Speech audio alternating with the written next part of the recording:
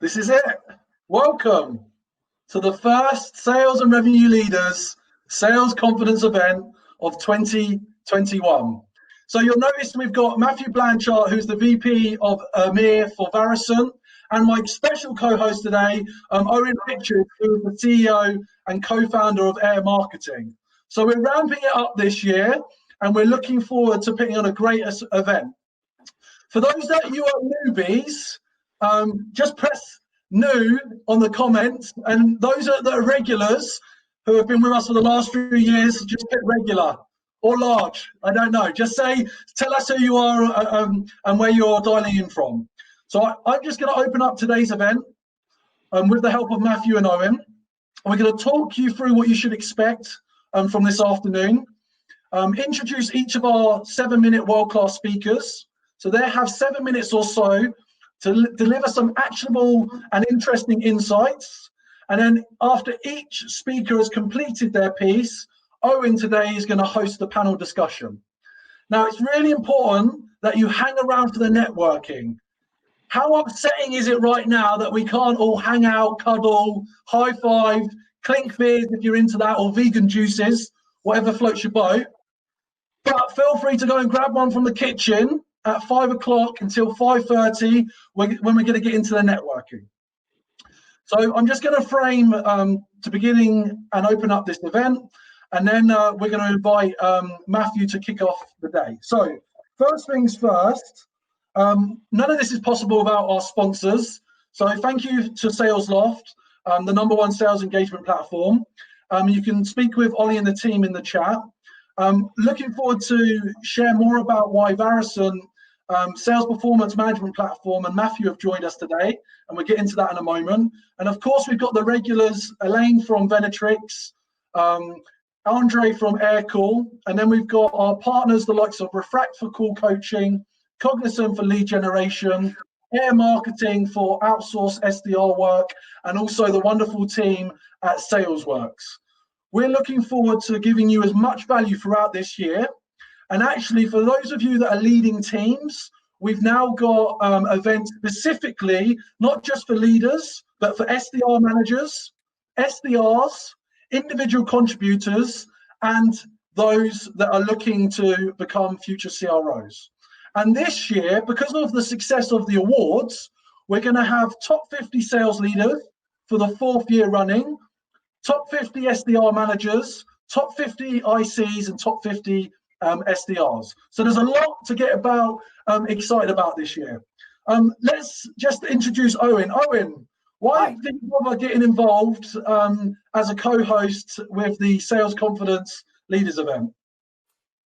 Just because we love you so much, James. It's as simple as that. I think you host some great events. We get a great audience here, fantastic speakers. We love being a part of the Sales Confidence community. And when you asked me to come and support you on the events and give you a chance to get a drink during the sessions, I was more than happy to help. So yeah, it's great to be invited and great to be here. Yeah, just to point out, as people know, I'm very sensitive to the people we get on stage because I want them to be quality and I want them to be excellent, and also the people we partner with. And those of you that don't know Owen, he's just a top bloke, really sound guy, and super helpful last year. And he's almost as entertaining as me. He's working on his entertainment factor, and that's one of his coaching priorities in 2021. Of course, I've got some jokes written down for later, James. It's fine.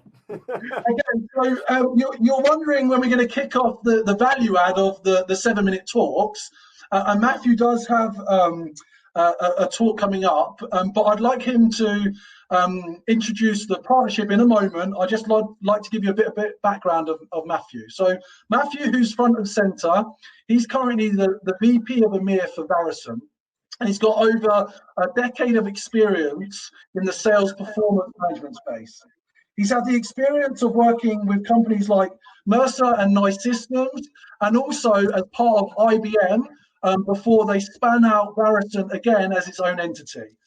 Now, Matthew has a lot of expertise in this area, and we did ask him to try hard to condense his expertise in 7 minutes.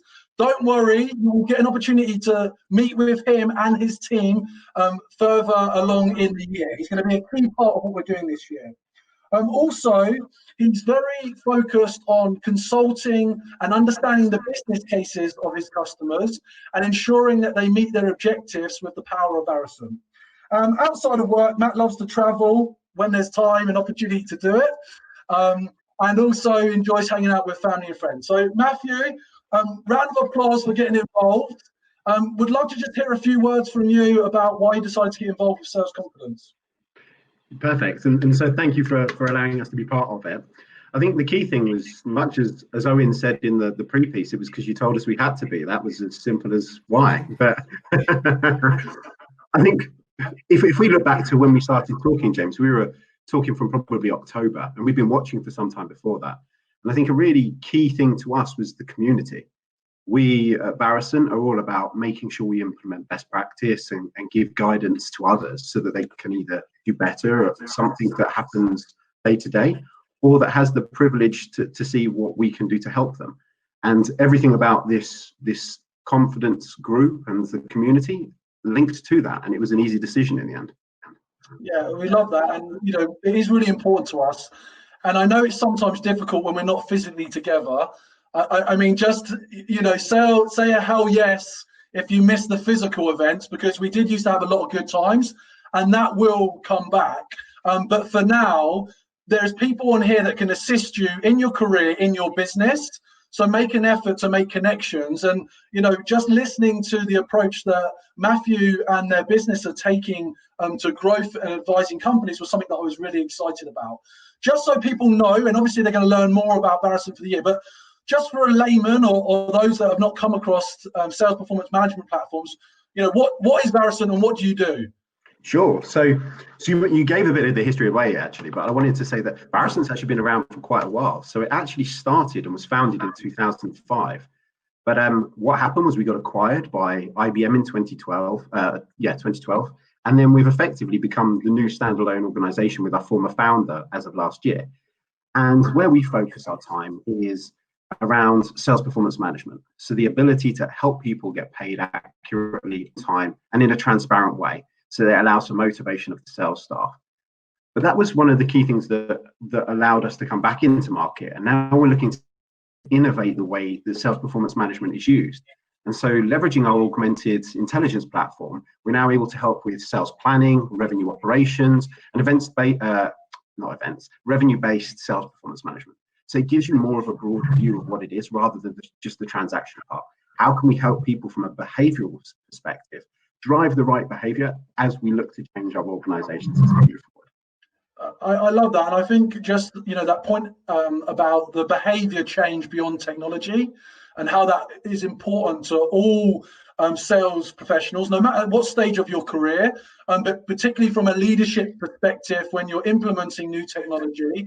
And we've all had to adapt. We've all had to be more flexible. And I just think that was something that really stood out for me with Barrison in terms of your care and interest in the people, you know, as well as providing your technology. So thank you for that introduction.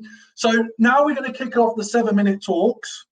And the process will be to have Matthew kick off for his first 7 minutes. And he's going to be talking about how to plan for anything and be ready for everything, which is particularly pertinent in the sign of the times that we're in. Once he's delivered his 7 minutes, Owen will introduce Penny, who's the commercial director of iManage. Then we'll be followed up with Neil Ryland, CRO of Peakon. And then the final 7-minute talk today is going to be new author Andy White, who's also the VP of Sales at Branch. Once Andy finishes, Owen will invite the panel for some questions. So feel free to ask questions throughout the conversation, and we'll collect those up at the end, and we'll do our best to answer them. And speakers, if you feel so engaged while you're sitting there waiting for your talk and you see an interesting question, feel free to contribute on the stage area.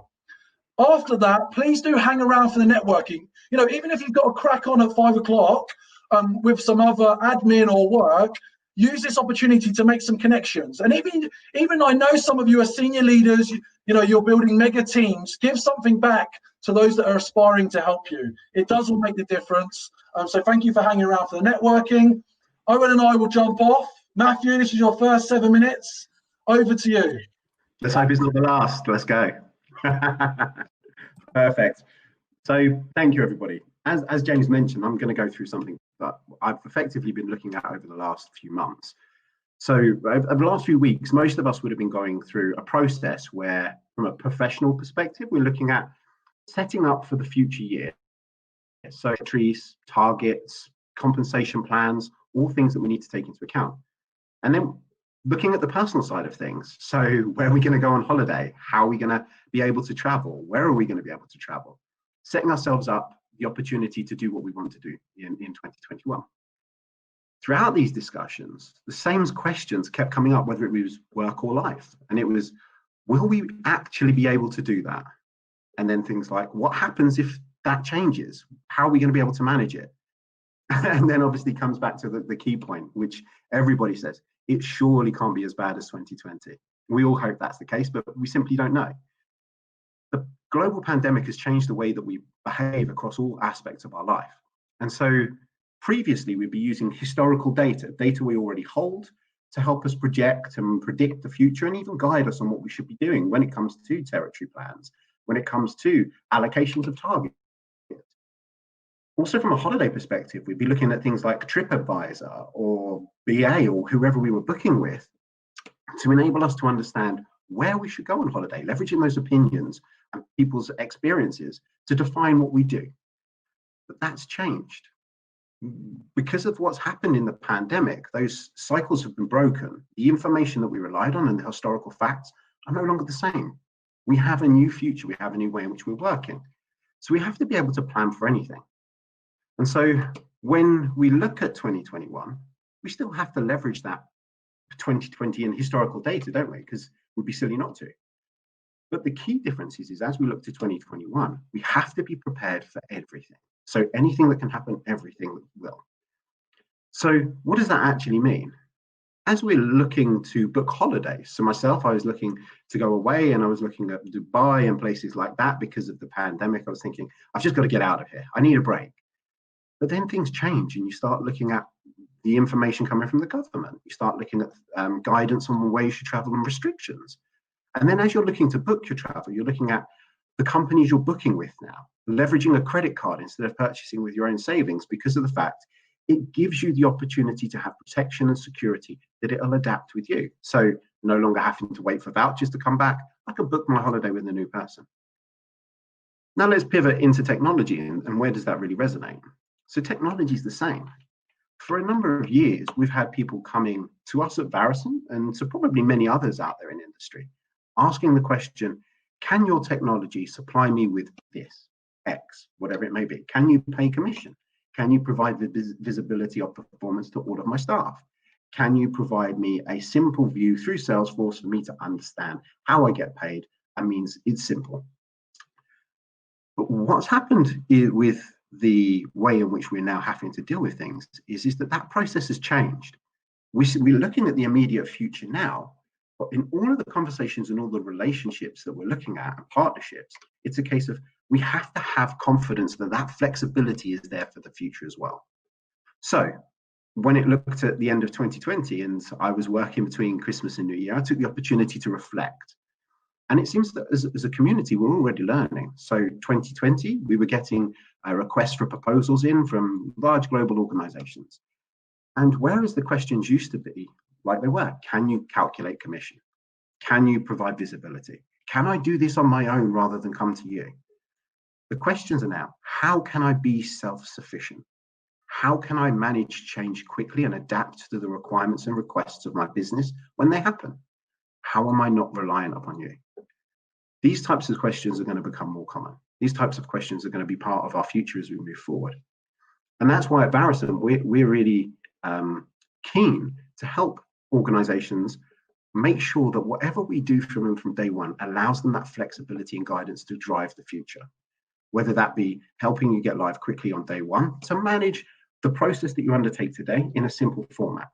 Or if it's a case of going on a journey with you and supporting how we can make certain aspects of the compensation process better with additional workflows, with new capability that we're bringing in around the augmented space and perhaps a chatbot. But whatever we're doing when it comes to technology and the way in which we're working, we have to make sure that our 2021 plans have the flexibility to pivot and be agile as we're going to require to be as individuals. So as a closing statement, and I'm sure I've got through the 7 minutes quicker than James was anticipating, if any of that resembles some challenges that you faced last year as a business with inadequacies to being able to change quickly around compensation or reward plans, come and have a look at our website. There's lots of information there. If you're considering reviewing technology around a compensation process or revenue planning or revenue operations, come and have a look at our website. We have some business case creation capability there that's free of charge. We're always more than happy to help. And again, if you would like to see the technology, because it is cool, there is some great stuff in there, fill out the product overview request and we'll make sure that we get somebody to contact you soon. How did I do, Owen? Very good, Matthew. Very good. How does it feel? Oh, it feels amazing. It's just like being at work. Because you're done. Because you're done. Correct. No more pacing around the room. No, you did an extremely good job. Well done. And one of the very few who have done it in the 7 minutes. So hats off to you. It's not easy. You did really well. Congratulations. Thank you very, very much. So I'm going to take over now and introduce our next speaker, Matt. So thanks very much for your input today. And I'll see you back at the end where we'll have a bit of Q&A for the next part. So guys, I'm now going to be introducing our next speaker, Penny Orme. Penny has been involved in field sales and leadership roles for over 23 years. Her leadership experience spans working with technology companies undergoing transformation to early stage tech startups. She is the global commercial director at iManage, and iManage transforms how professionals in legal, accounting and financial services get work done by combining AI, security and risk mitigation with market-leading document and email management to automate routine cognitive tasks and provide powerful insights. The best bit of her bio, though, for me is the personal bit, which is that outside of work, just like many of us now, she's currently spending her time homeschooling 2 children and looking after her boxer dog, who's called Dottie. I think that's a great name. Pretty much her 3rd child, she says. And I think the worst bit of it all is that she's a long-suffering Spurs fan. So poor old Penny. She's going to be talking today about 3 ways to increase chances of success in your first VP of sales role. So Penny, without further ado, if I can bring you onto the stage. Here she comes. There you are. How are you, Penny? All right? There's the technical issue of the echo, I think. Am I echoing? To me, you sound fine. Maybe we can just check the stage chat. Guys, can you let us know if the sound is okay? I'll say hello. Oh, it's okay. Andy says it's all good, apparently. Good. Okay. The wonderful technology, right? Thanks for the lovely introduction, Owen. Yes, I'm a long-suffering Spurs fan. And thanks for inviting me here today. Normally, I'm a new audience, so this is my first time in the hot seat. So really exciting. Thank you for having me. When I was thinking about the topic today, James suggested I choose something based on my experience, something I feel passionate about, and something that might help others. So that really kind of framed my choice today. And the reason I chose this particular topic is that currently the average tenure of a VP of sales in a startup is only 18 months. And actually for first-time VPs, it's less, it's close to 12 months. So I really want to touch on why I think this is happening and 3 steps I think we can take to improve this. Now, I remember my first time starting in a startup. It was a great opportunity being a VP of sales in a company that is fast-paced, has cutting-edge technology, a chance to make your mark, build a team. What's not to love?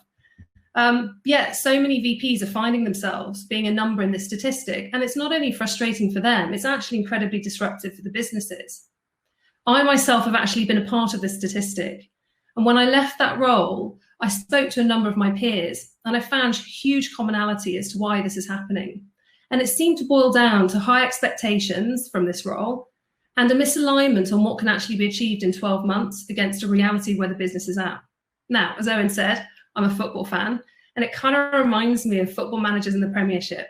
Clubs take on these managers with huge expectations, expecting them to win trophies, get in the top 4 of the Premiership, but very quickly become disillusioned when they don't see immediate results. And they sort of fall into this cycle of trading off managers and moving through lots of managers and really failing to realize it can take some time to bring a team together, build relationships and execute on tactics. Now, of course, There are many components that can improve chances of success for someone coming into this role, but I've chosen these 3 today based on my experience. And the first one is it's really important for businesses to take the time to think about what type of sales leader they need. When a founder is ready to look for a sales leader, it's exciting and daunting. And for early stage companies, it may be the first time they've ever hired a sales leader and they don't really have much expertise in sales. So they often turn to investors and peers for guidance. But ultimately, it's really important to pick the right role for you. And that role will depend on the stage your business is at and the skill set you have in place. Is it a CRO? Is it a VP? Is it a player coach? If you need someone strategic, perhaps someone who'll be talking to the investors or the board or running marketing, sales, and perhaps customer success, then it might be a CRO. Or is it more tactical in the style of leadership? Someone who has a background in managing teams, creating playbooks and processes, and that might be more aligned to VP role or experience. Or is it a player coach, someone who's rolling up their sleeves, selling as well as leading a team? For early stage businesses, it's probably all of the above, right? But it's unlikely you're going to get that always in one person. And if you don't, you then really need to think about the important skill sets and experiences for your business, and then invest in that person. Add a development plan so this person can grow with the role and your business. The second thing is the importance of establishing your go-to-market plan and having a process in place before hiring lots of salespeople. A common mistake we see businesses make is to hire a sales leader, get a pitch in place, create revenue targets, hire a team, give them quota, and expect lots of revenue. But then when we don't hit the revenue target, the business wonders what went wrong, and typically they look at the sales leader first. But by having a joint sales and marketing GTM in place, it not only ensures alignment across the whole business, especially marketing and sales, but it also forces the business to really think about who they will target, how they will do this, and what metrics they will measure against. Now, GTM planning, as we know, is a huge topic, and like me, I'm sure loads of you as leaders are going through that right now.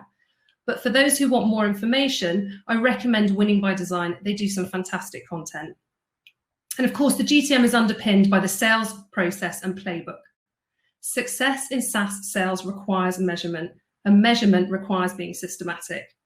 For VPs in early stage startups, there is usually very little meaningful data to work from. So having that ability to test, measure, and see what works, what does not work, and then respond to it quickly will be an important component to improving your chances of success. And the third thing for me is people. Does the business have the right functions in place to support growth? And if it doesn't, what are those first critical hires? It takes more than just a sales team to successfully grow a business. I remember when I was in my startup, I got quite a lot of pressure from investors to hire lots of salespeople because there was this notion that more salespeople equals more revenue.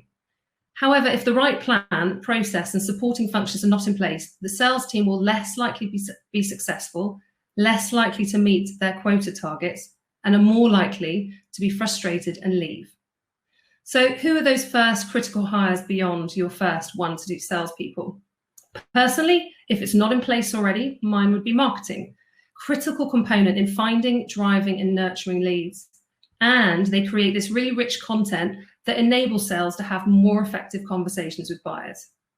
Now, assuming customer success is in place, for me personally, the second hire would be revenue operations. Revenue operations reinforces that alignment between marketing and sales. And they operationalize the process and make sure you have the technology in place to support the metrics across both marketing and sales ops. And the great thing about RevOps is you have then the ability to bring in customer success and the expansion metrics. But the point here is having the right other functions in place to support growth will really improve the VP sales chances of success. So what do I conclude? I'm afraid to say there is no silver bullet. Where one person can come in and take a business to 10 million ARR, it's the sum of many parts. Not to say the VP of sales isn't critical, but product market fit, plan, process, and people make a business successful. And people for me are number one. If it takes roughly 18 months to hire a good VP of sales, then you have to account for ramp up. And the average tenure is 12 to 18 months. It just isn't effective for either party. Something is broken. So I think it's really worth businesses taking the time to think before you hire and equally thinking before you fire. Is the person the problem or a symptom of the problem, or are there other issues? weigh up the pros and cons on losing the person versus upskilling. And so what can we all do? I think it's great that conversations are starting to happen and we're realizing there is a problem, but I think we can do more. It's really important that we share experiences within this community in forums like Sales Confidence. And I think by sharing lessons learned from our pitfalls and the mistakes that we make, I'm confident that we can help first-time founders and VP sales look forward to many successful years of working together. Thank you. Penny. What time did I do? Did I beat him? Actually nailed it. You are still live. I do know, yes. Good. Well, just so everyone's, you won't be aware, because there's a lot of conversations that happen behind the scenes to get certain people on stage. And not that I checked, but I think it's taken me almost 2 years to get Penny onto this stage. And in fact, that highlights, some of the journey that she's been on. So, it's really nice of you to share some of your truth and your honest experiences today, and to put at the forefront the requirement for leaders to seek development, but sense check what they're walking into when they're identifying SaaS companies. Because I think what we're all spoilt with, especially in the LinkedIn feed and with TechCrunch, is the fluffy, sparkly news of investment rounds and growth, which doesn't often live up to the truth, or a lack of understanding from founders on how they really need to support a sales leader. So I thought that was a really great talk. Thank you, Penny, for sharing, and we look forward to having you back to come on the panel. Thanks, James. Neil, get ready, Neil. I'm going to let you on in a second. So, just to give you a bit of background, those of you that are experiencing sales confidence for the first time, our very first event was September 2017, which is a world away now. And Neil Ryland, who's appearing now, he was the very first sales confidence speaker. And you can still go and see his original talk on YouTube. So firstly, Neil, we would have never have got here without you. So thank you. My pleasure, mate. And it's always exciting to be in one of your events. So thank you for inviting me back. No, happy to have you. So Neil is a fantastic leader. I am biased. He actually was the original person that hired me in the SaaS industry at a content cloud collaboration platform called Huddle, which at the time was a great success story. And Neil took his experience of building out the US office and having to operate multiple go-to-market strategies and adapting. From there, he joined the early stages of Peakon, and he took that company from kind of 20 people in its early stages to almost 300 globally now. And he's managing a global sales team. He's also told his story about taking Peakon from 1 to 10 million. And you can see that on our YouTube channel as well. But today, Neil's going to be talking about, are you there, Neil? Can you see? So I'm really grateful that at the stage that Neil is at in his journey as a CRO, he's going to be talking about how you can better engage your sales team and improve pipeline success in 2021. So Neil, you are live, you are on screen, you're good to go. Great stuff. Well, thanks for the kind intro as always, Mr. Ski. And I do want to point out, Penny, if you think it's a hard time following Spurs, try being an Ipswich Town fan for the last 20 years. It's been miserable. So thanks again, James, one, for the really kind intro. And it's always a privilege and great to be supporting this amazing network. So James asked me to share a few insights on ways to drive sales team engagement and development and pipeline in 2021. So I've got to do all that in 7 minutes. So here's my attempt. I think firstly, probably to echo one of the phrases I think Penny used, which is, unfortunately, I don't have a silver bullet, which I can kind of share in 7 minutes that will address those things. It's a combination of many behaviors and actions, but there's only a few basic principles that you can put in place to set up the foundations for success. And as I was thinking about this talk and all the things that we're putting in place here at Peakon to address those points, I actually know foundations of engagement of what we need to succeed applies in many ways outside of sales. So as I started to distill this down, I was thinking, okay, what's a good analogy? So if we take the last 9 months, I think one thing we could all agree on is it's created so much uncertainty and change. And that feeling of uncertainty and radical change impacts people's ability to focus and apply discipline. And those that know me are going to say, what's the most successful things you need to do in sales? Focus and discipline. And I think they're also the two most important things if you turn your hand to anything. But during the pandemic, when everything we were used to doing that creates certainty in our lives. It fell around us, whether that was the commute to work, the big boardroom pitch, the school runs, even sitting in a pub with your friends, even sitting on a park bench at times. We lost some of those critical things that make us feel engaged and happy, which drives success. And yet within a few weeks of the pandemic, something actually quite incredible happened. We all started making sourdough bread. Like, why on earth did that happen? Now, boredom, maybe. But actually what it created in those moments was this new common sense of achievement for people to focus on. As simple as this sounds, it created something for everyone to share and talk about. It created a new purpose to create engagement. And we started to connect in a new way. So people learned new skills. In my case, I'm still struggling a lot with my sourdough making. You grew off the back of it. You sort of share it with friends on these kind of new abilities. So when I think about success in 2021 for your teams, there are some principles that we can take from this example and apply to ensure that we drive engagement, development, and pipeline in 2021. So those that know me well, I love an acronym. It's the easy way I can remember anything. And the acronym that I use a lot, and I think applies to this, is LAT, L-A-T. So the L is for loyalty.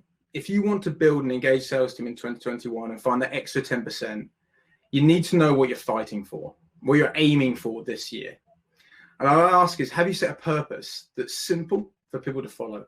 A clear mission for what success looks like in 2021?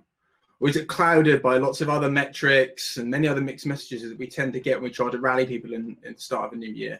You pick something and focus on it. So at Peakon, we double down our focus on becoming world-class. We want to set the standard and drive this idea of what it means to be world-class. We want that reputation, we want to have that legacy. And the great thing is then everyone holds each other accountable to it. And it creates a sense of loyalty to each other around why we're doing what we're doing. The A is for attitude. And I think, like, make no mistake, like 2020 was hard, for all of us leaders. No one's lived through a pandemic. A lot of us didn't even work in the last recession. So there's it really was leading in the dark for a lot of this. But what I learned is that it's incredible what you can do with a can-do attitude. And one of the things I stressed the whole time is I don't want COVID to define our team or the work we've been at Peakon. I wanted to say, because of COVID, we accomplished this. I know that's easy to say and much harder to do, but a really simple practical step and some things that I took that set up this kind of growth and ideas you can take into 2021 is something called a UAD, another acronym, right? But I run weekly sessions now of my direct reports that are called UADs, ups and downs of the week. I run this with all of them, and we make sure that we go through all the downs. I share mine in transparency, then we end it on the highs. So everything kind of comes off your chest before you head into the weekend, and it creates a bit of focus again for what you need to accomplish in the following week. Some kind of interesting stats. So in the global Peakon data, which is the platform that we sell and provide to organizations, we actually saw that engagement went up across the board. Engagement went up in 2020. And that was driven off the fact that a lot of people had more autonomy in the way that they worked. And I think that's something that, again, because of COVID, hopefully it will stay and we'll have more autonomy in the way that we work. But we did see, when we link back to this talk, is that the growth scores dropped. And they dropped significantly for Gen Z and millennials, which kind of makes sense if you're earlier in your career and you need support from your leaders. So my advice here is to make sure that your attitude is understanding your team's needs. Are you really listening to your employees? I mean, really listening. If we want to develop in 2021, we need to find ways to share best practices in the same way that we shared the sourdough tips and tricks on social media, because you see the buzz that it creates for people. The simple technique to get this in action is something I call a 3-2-1. So at the end of any of the calls or demos that I sit on with my team, or sometimes it's internal calls, we just set up this 15-minute 3-2-1. Just 3 things that you did well. When I say did well, they're things that you would do again, and it's important to apply that focus to it. 2 things, if you had the time again, that you would do differently. And then 1 thing that you can focus on to become better. And if you make that a habit, you'd be amazed how much growth and sense of accomplishment that you can achieve within your sales team, and also what you learn as a leader from your team. Finally, the T. The T is for tenacity. You need that kind of fire in the belly and ice in the veins to be successful, and more than ever as we kind of go through so much change, because it's tough making so many decisions all the time. So how do you build pipeline in 2021 in a tenacious way? I think with our world now short of face-to-face contact and all of us having to pivot and different go-to-market strategies, whether that's competing in digital formats, stand up from the crowd, webinars, Everyone's doing video. I think everyone's a thought leader now on LinkedIn. It's really hard to stand out. So how can you do this? My advice is to take a tenacious approach to looking after your customers. Make sure they are loving your products and your services. Why? Because your customers are the best pipeline source you will ever create, whether that's upselling, cross-selling, or referrals for new business. So imagine it's your customers that are posting on LinkedIn about how great your services are. And imagine that next lead you got was from a customer introducing you to your ideal buyer profile versus an expensive PPC lead, for example. So it's a great way to get your CFO on side as well, because you're starting to build way more efficient pipeline into your model. And also, if it comes from referral, we all know that the win rates, again, typically tend to be higher. There was a phrase that a very good friend of mine, Casper, one of the co-founders of Peakon, said to me when we started the Peakon Dream. It's not if, it's when. So it's not if, it's when. And I think that, sorry, this is your thing, James, that it looks like I've disappeared on the video. So hopefully everyone can still see me, or at least you can hear me. It's more important than looking at my ugly mug. So my point was that how are you using your network and your nurture streams to build pipeline? We have this kind of real focus and pressure around like the new business, bigger TAMs. My advice would be to come in and focus a little bit.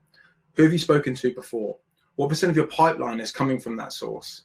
At Peakon, the reps that hit their annual number in 2020, just finished a lot of our analysis, all of them had repeat buyers. So people that came back either when they changed role or the timings aligned, because they'd focused on looking after those people. And I think to kind of end this talk, like if you ever needed a great example of someone who leads on all of these fronts, is actually the man that sets these events up, Mr. James Ski. How many of you are at your second, third, fourth event that James has held? But me. How many of you told friends about James and his company because you see he's loyal to his mission in creating a powerful sales network? Me. And how many of you attend because his events help you with your can-do attitude and you learn new skills? Again, me, and I'm sure I'm not alone in this. So by no means is this easy to do, but if it was easy, everyone would do it. It's the exceptional. And it's the people that want to become world-class that do this. So hopefully that's useful. Remember the acronym on LAT, hopefully some takeaways and things that you can apply to your team. Thank you for listening, and hit us to a strong, successful and safe 2021 back together. We'll hope we can all be sharing sourdough in person. Thanks very much, James, for hosting me. Amazing. Neil, great work. Was it as good as the first one? I don't know, you tell me. Yeah, mate, absolutely exceptional. So much love in the room for James today. I love it. Absolutely brilliant. And to your 3 questions, me as well. 100% agree with that. So some fantastic points in there, and it's no surprise that we had questions getting pumped in left, right, and centre in the chat there from your talk. Some really good topics to discuss at the end. So I'm looking forward to going over that. Thank you very much for your talk, and I'll see you shortly for our panel session at the end as well. No worries. Thank you. Thank you. Brilliant. Well, that was just brilliant. Loved it. Absolutely loved it. So really delighted to be introducing our next guest speaker today. He'll be on for 7 minutes. Andy White. Andy is a sales leader who specializes in enterprising up sales teams. Love that phrase. Andy's a self-professed lifelong student of the art and the science of sales, an ardent fan of Medic. Andy has worked with and without Medic across a variety of SaaS companies, from bootstrap startups and Series A through to giants like Oracle. Currently, Andy is leading the EMEA sales team at Branch, but has recently become an author and released his own book, Medic. And today he's going to be talking around that subject and talking about, is Medic just another sales methodology? He asked the question. I'm also sure he knows the answer to that, but it'll be a really interesting one to discuss as well. Andy, welcome to the stage. How are you doing today? All right? Hey, yeah, hey, Owen. When do I need to start my stopwatch for the 7 minutes? Don't you worry, we'll do that. I think as soon as you go off, just relax, focus on delivering value to the audience, and we'll, if I appear on the screen, you'll know you're getting close. Will it be like the Oscars? Will you start playing music if I'm going on? Yeah, I haven't got a horn to press when you get close. Don't worry. You got a bit of flex. Anyway, so if James or I appear on the screen, you know you're in trouble. Other than that, you're good to go. We can see your board nicely. We can hear you nicely. So I will dive off and leave you to it. Best of luck for your 7 minutes. All right, thank you, Owen. And may I say, the new Air logo is looking supremely sharp. Love to see it. Thank you very much. Thank you. All right, so thank you so much, Owen, and thank you to the audience for tuning in for this. Today, I'm going to try and answer this question of, is MEDDIC just another methodology? And now I was looking through the chat earlier and I see I've got a few friends and colleagues and former colleagues in the chat. So those that know me will know that my answer to that is obviously going to be, no, it is not just another methodology. I mean, what other methodology out there will help you as a sales leader to successfully halve the size of your pipeline, right? And I know what you're thinking. I'm sure if I could see the chat now, people are saying, what? Like, why in James Ski's good name would I ever want to half my pipeline? Well, let me tell you why. Because in the 2 times that I've implemented MEDDIC to sales teams, that it's true that it has decimated the pipeline. At the very same time, it has also done wonders for the conversion rate. And in both cases, more than doubled the conversion rate, which you as sales leaders know what that means. If your sales teams have a smaller pipeline of higher converting pipeline,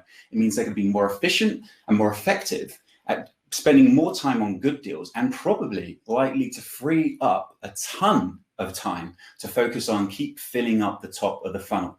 So your revenue flywheel just starts spinning up really, really quickly. And that's what I want to talk to you about today, is my experience of implementing MEDDIC. And I've also used MEDDIC a number of times as an individual contributor as well. But before we get into that, we have to go back in time, way, way back. Because to understand the true power of MEDDIC, you have to understand where it's come from. And that was so far back, 25 years ago, inside of a company called PTC. Now, they're a software company. They're still around today. But in 1995, they were about 1,000 salespeople strong, pretty big sales team, right? And their chief revenue officer was a guy called John Mcmahon. Now, John Mcmahon is pound for pound the greatest sales leader of all time. He is the GOAT. I will post his LinkedIn profile in the chat after this session for you to check him out. There's nobody that comes close in my opinion. But even John ran into some trouble at PTC. They were losing salespeople quicker than they could hire and train them. And so he was doing a number of things as great sales leaders do to solve that. And one of the things he did was to go and get one of his best sales guys, a guy that you should all know called Dick Dunkel. Now, Dick Dunkel was one of the great sales guys. He pulled him in and said, Dick, I need your help. I need you to help me make the rest of the sales team like you. Which is probably some task, but Dick took it on, did really, really well, and went on this sort of journey of going all around the world, meeting PTC sales teams to research and understand how they were selling. And one of the things he did, which is genius, and he still does today, is he ran an exercise called the 3 key questions exercise. What he would do is he would ask sales teams, sales regions, sales individuals, why do we win deals? Why do we lose deals, and why do deals slip? Now, the answers to those questions from the sellers and sales teams and regions he was talking to came up with 6 commonalities, 6 common answers that no matter what country he was in, no matter if he was talking to the enterprise team, the commercial team, whoever it was, there were 6 commonalities. And of course, dear audience, you've guessed it, those 6 commonalities, Dick, using his super genius creative mind, was able to compound down into the MEDDIC we know and love today, albeit those who are quick maths around us will count that there's more than 6 letters in the MEDDIC or MEDPIC behind me. So the paper process and the second C, they came a little bit later on. What happened next? Well, PTC went gangbusters. They had this meteoric rise where they went absolutely bananas. They went something like 50 quarters without missing a number. And here's the thing I love the most. If you look at the who's who in our industry in top jobs today, the CROs of the biggest, best, elite enterprise sales companies, you will find that those CROs, their heritage, their ancestry will normally link back towards John Mcmahon or one of his sales leadership team all of those years ago. So there's your history lesson, and that's where you can see how MEDDIC came from, and you can see why it's still so prevalent today, because, you know, if something worked back then so well and it's proliferated with all those great sales leaders, you can see why it's so big today. So let's fast forward. It's 2019. I've got a new job. It's Q4, I've landed, and it's a typical one. I was looking through the chat earlier. I know there's a ton of sales leaders that will either be doing this job or have done this similar job. US headquartered SaaS company, super well funded, great product market fit. In fact, even a unicorn in this case. So it's all things going well. I'm thinking, yep, this is a bit of me. I've landed in. I've looked at my pipeline in day one for the quarter for Q4, and I've looked at my target, and I've done the second take, and I'm like, oh, this is it, Whitey, you're in here. This is the one you've been waiting for. At last, you can have an easy job.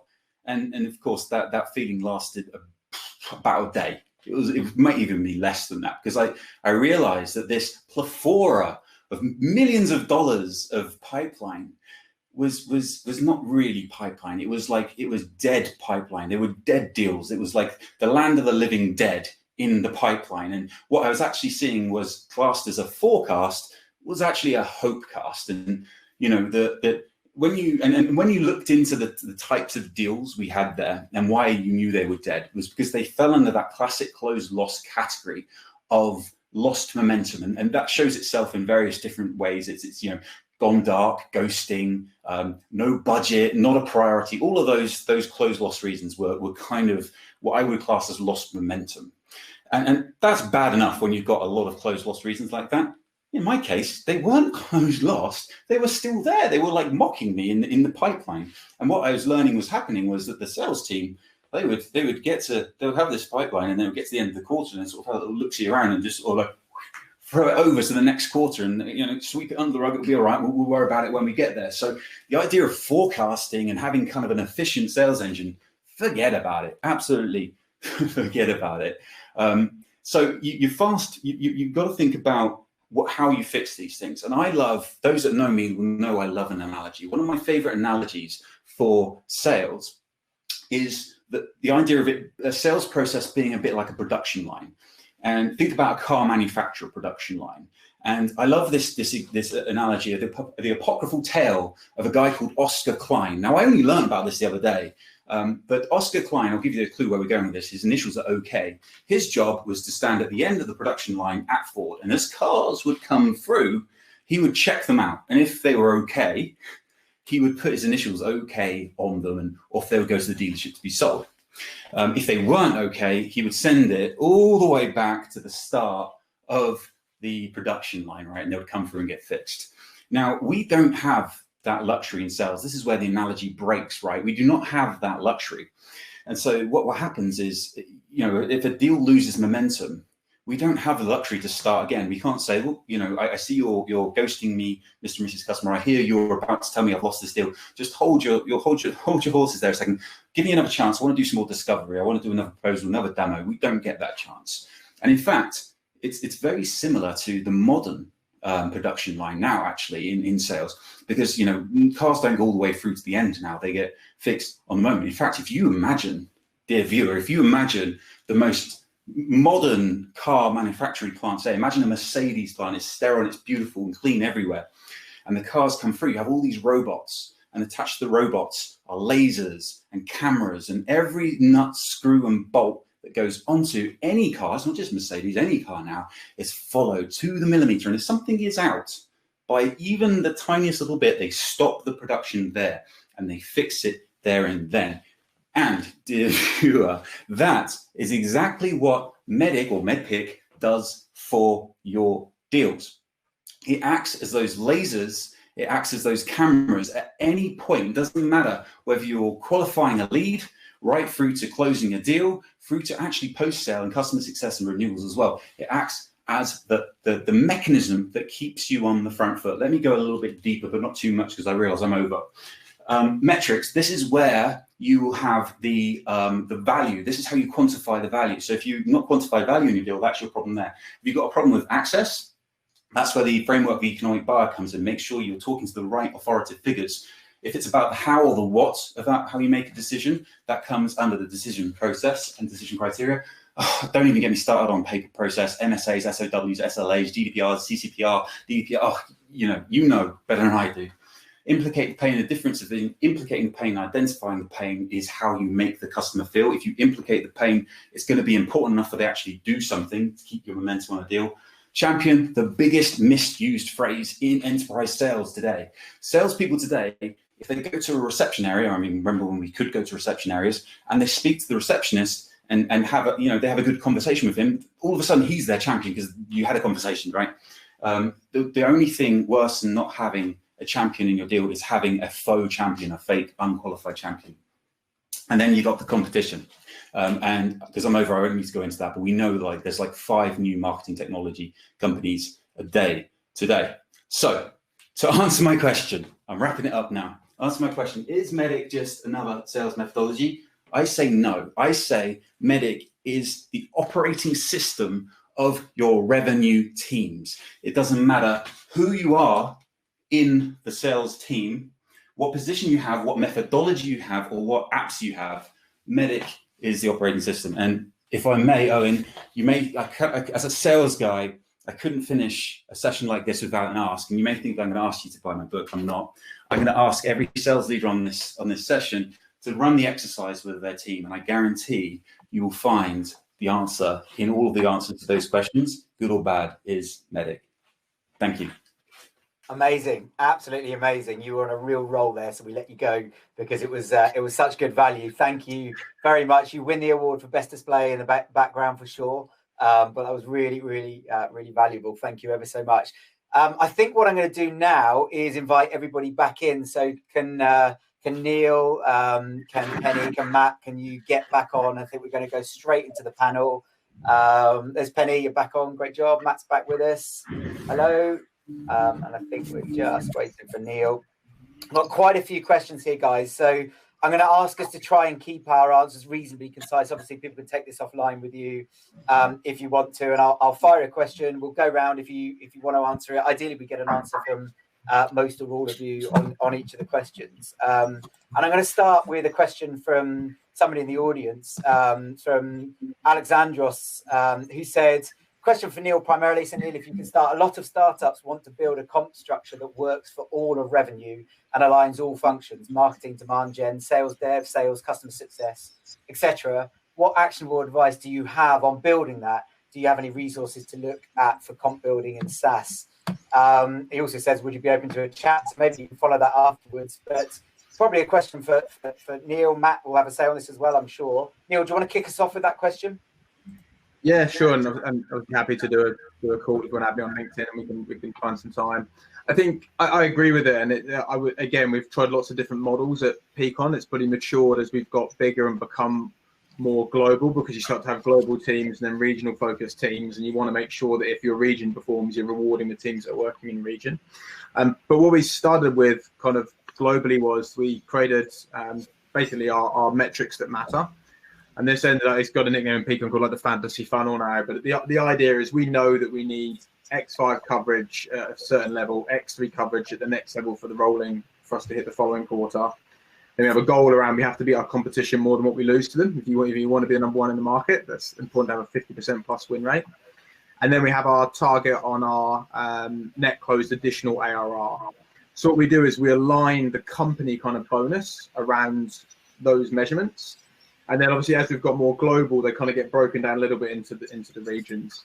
So my advice would be look at what are those kind of core measures that you as a leader or the rest of the executive team look at, and then figure out a way that you can fairly remunerate people around those. So I'm very happy to provide some more examples of things that we did wrong as well on it on the second call. But that'd be my advice, just look at the metrics that really matter and align everyone behind them. Brilliant. Matt, I might hand to you. Any thoughts on that one? Yeah, no, I think Neil's mentioned it, but I think the key thing is make sure it is measurable. Because if you're trying to give people objectives that they don't understand or that they don't have visibility of and they can't control, you'll lose them anyway. It doesn't matter how good the plan is or what technology or anything, you'll lose them if they don't understand it. And it's simple enough to understand. Well, Andy, any thoughts?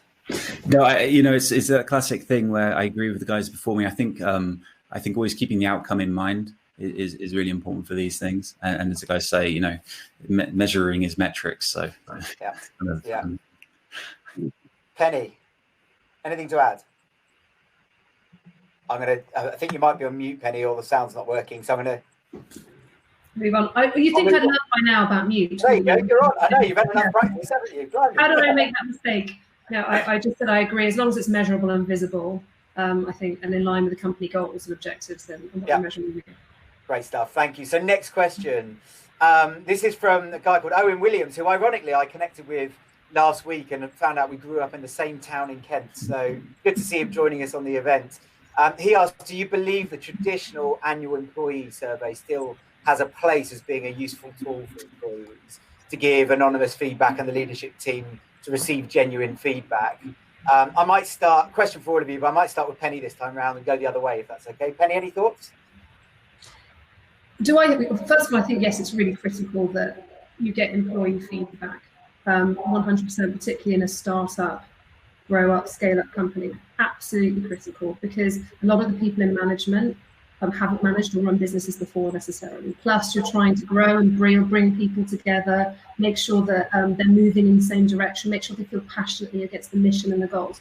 So yes, there's different ways of doing it that we experimented with before, in different forms than just the one he's talking about. But yes, I do think it's very important. Andy, has it still got a place in your mind? I work for an organization that does like quarterly reviews, so I might be a bit biased, and one's just come around and it feels like I only just finished doing the last one. So look, I think yes is the short answer. The longer answer is I actually would love to see more of a culture of feedback in organizations where we don't leave it to be like bottled up to this one sort of, almost faceless form that we fill out annually or quarterly or whatever it is. And I think that there's a lot to be gained from that. There's a great book that's well worth reading called The No Rules Rules, which is about Netflix's culture on this. I can't necessarily recommend Netflix's culture for everyone, but there's a lot of like good takeaways in there that I'd highly recommend. Yeah, brilliant. Matt, Neil, do either of you feel differently, or would you like to add anything? Conscious that if everyone answers every question, we might go on for a while, but if there's value. No, I think I'd just simply say it's the frequency. We're doing more frequent interactions just because of what's going on in the world at the moment.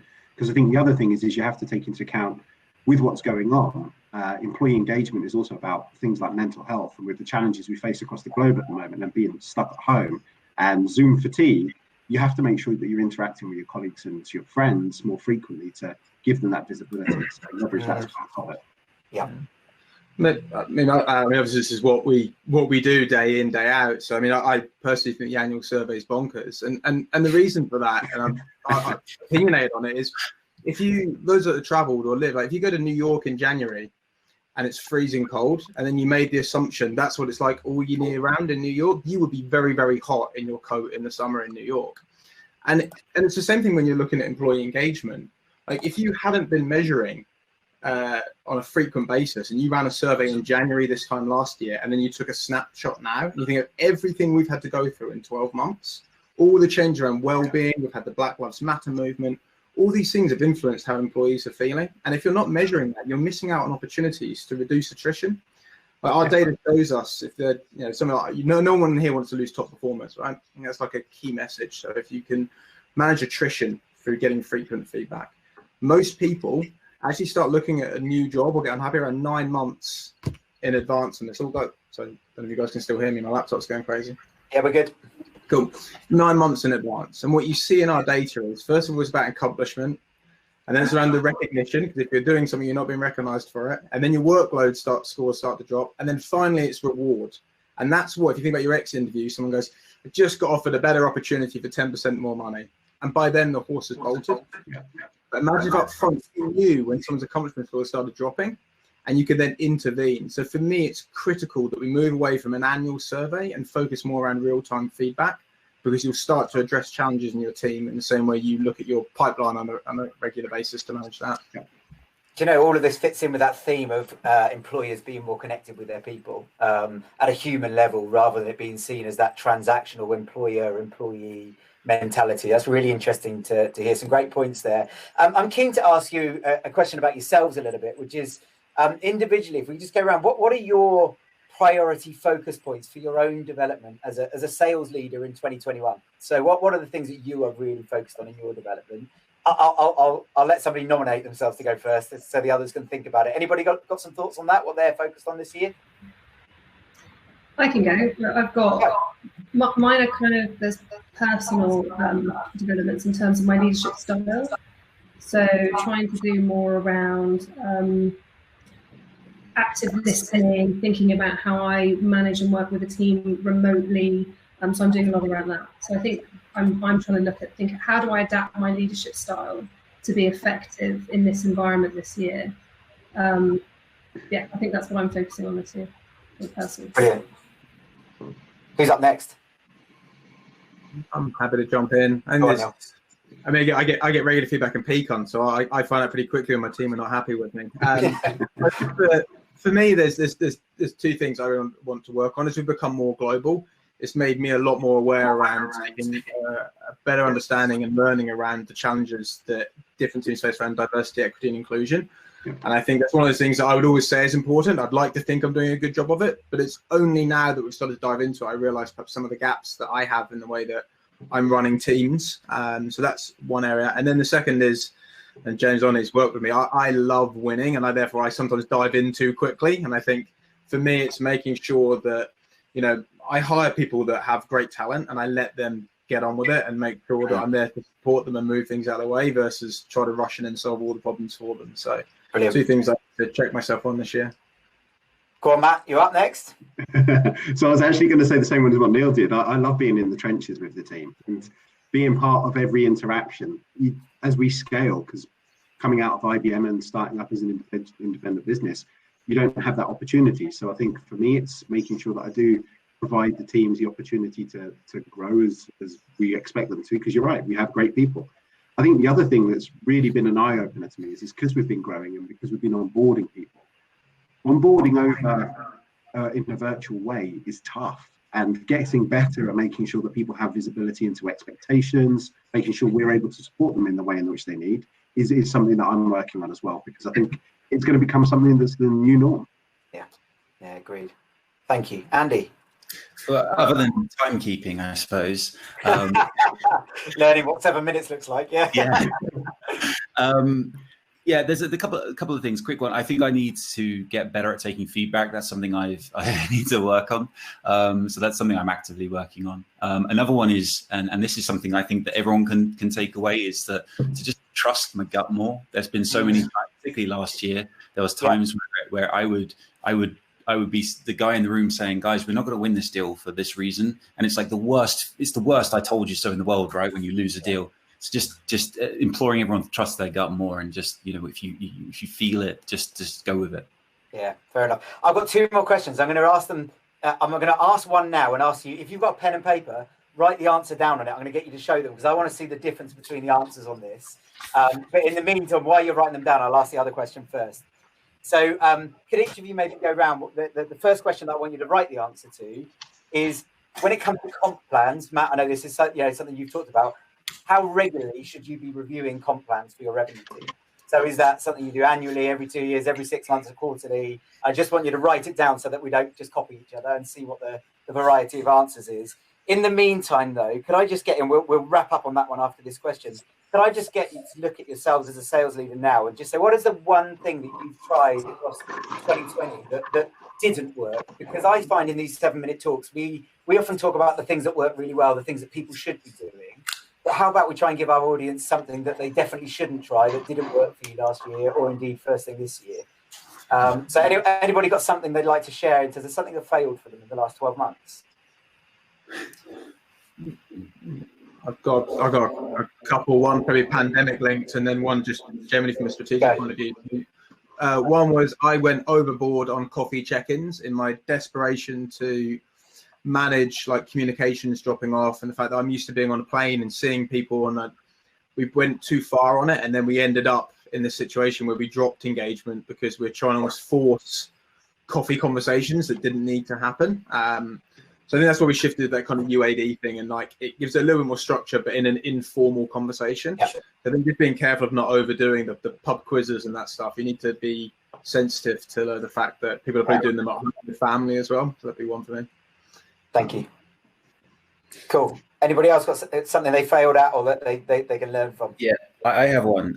It's an interesting one, because we kind of came into 2020 with big growth plans and, you know, big hiring plan off the back of that, and it was regional expansion. So whilst we had customers globally, in EMEA, it was like let's double down and set up offices in these regions. And when COVID happened, we couldn't do that anymore. We couldn't have offices. All of like the the beachheads, if you like, were decimated. And the lesson that I took from that was that we should have pivoted those resources that we had hired and pointed towards these new regions and put them to work where we did have pipeline, rather than kind of keep calm and carrying on as we did. Well, thank you. Penny? I think mine was slightly linked to the talk in the go-to-market plan. I think we did that, but I didn't bring enough businesses into it. So I think we led from sales, marketing fed in, and productivity went against product roadmap, but we weren't robust and clear enough with it. And then it's then not only just doing it, but then surfacing it across the business, and then working against it. So I think that means, and that feeds into resourcing, hiring, and everything if you're doing it properly. So probably needs to be more robust, and we've got better at that now. Fantastic. And Matt, before we do the grand reveal of our answers to the other question, you got anything to add? Yeah, I think so it's funny.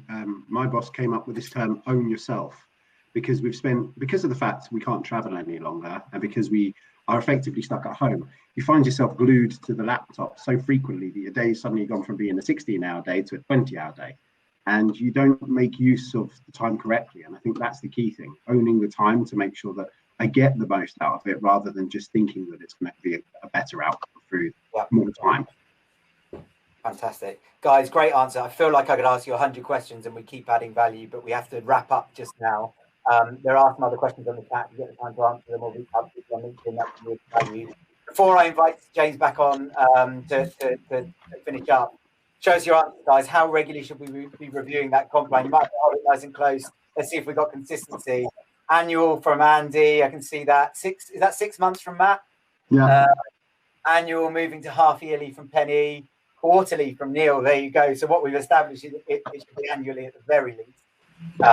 Maybe as tight. I have to ask you why, guys, but if you feel you want to ask guys why, then get on the chat or link with them on LinkedIn. I'm sure they can help. I am going to drop out because no doubt James wants to go in, and one of the secrets of hopping is that you can only have 5 people at a time. So I will drop out. James will come back in and wrap up, and I'll see people on the networking. Guys, thank you ever so much for your input today. Really, really valuable. Really enjoyed listening to each and every one of you. Thank you. Thanks, Owen. I thought we were going to have to be the entertainment then. James is back. All good. I'm back. I've got a trick as well. Go on. No, I'm joking. That would have been really good. We're not there yet. We have to get the DJ set now. We're going into the evening performance. Guys, really thank you very much for kicking off this first Sales Leaders event for 2021. It amazes me how well this comes together in terms of the quality and the delivery and the expert and insights that you share. I still kind of relish in the fact that this is still like undervalued how much quality this is, because I know that unless you're often speaking externally to customers, it's unusual to share your experience as a leader in this type of forum. So I'm just really grateful that you've done that. Thank you, everybody in the audience. I think we should all give Owen a round of applause for his hosting skills. Great job, Owen, and great questions. Well done. So now really, for those that are still hanging around, I do highly recommend make connections. Even if you've got to get on with some work, the networking is just under the stage on the right or your left. Some area you can see a networking section, and it's just quick ice-breaking roulette. You know, if you like someone, you can continue the conversation. If not, be a polite, hey, I'm going to talk to some more people. But keep it light and feel like you're contributing to this, because it really does help. And you can always offer your connection and help. So, guys, thank you very much for your support. Penny, excellent job. I'm glad we finally got you here. Matthew, great to have yourself and Varison supporting this community. Neil, you're a legend. And Andy, looking forward to learning more about the book, which I know there's a giveaway. So you might want to remind people in the comments what you're doing. Highly recommend it, and do follow Andy. But for this, now feel free to go on to networking. Thanks to our sponsors, SalesLoft, the leading sales engagement platform, Varison, Venatrix, if you're looking for hiring SDRs, Aircool for our online phone system, SalesWorks, Air Marketing, Cognism, and Refract for call coaching. So, guys, I'm going to stop the broadcast so we can have a chat. But everybody else, let's head into networking.